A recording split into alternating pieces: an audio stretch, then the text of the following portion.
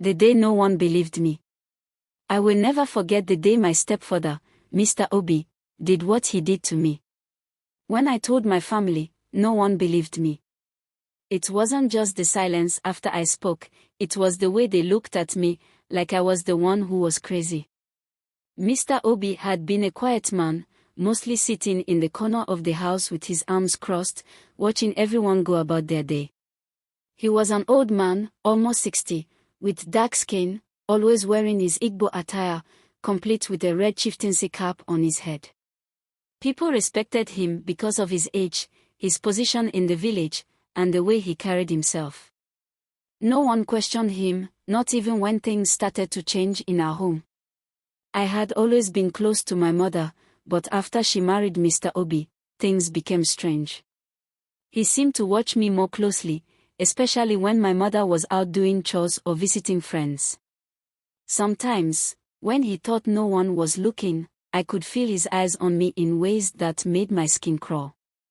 It was a hot afternoon, and I was sitting under the tree outside, trying to catch some air, when I saw Mr. Obi coming towards me. I was wearing my favorite Ankara dress, the one with bright patterns that made me feel beautiful. My dimples always showed when I smiled, and I did that a lot because I loved being outside, away from the noise inside the house. But that day, something felt off. Mr. Obi smiled at me in a way that made my heart skip. He came closer and told me to come inside the house. I didn't want to, but I had no choice. I followed him into the dark room. The house was hot and the air felt thick. Before I knew it, he locked the door behind me. That was when I knew something wasn't right. He started talking to me about things that made no sense. He asked if I was ready to be a woman. I felt my stomach tighten, but I didn't understand. He was my stepfather, after all. But when he touched me, I froze. The world around me seemed to vanish, and all I could think of was running away. But I couldn't. He was stronger. I couldn't move. Afterwards, he told me to keep it a secret, to say nothing to anyone. He said it was for my own good, that my mother wouldn't understand. But how could I keep it to myself? How could I live with what he did and pretend nothing happened? I didn't tell my mother right away. How could I? When I finally gathered the courage and told her, she looked at me with disbelief in her eyes.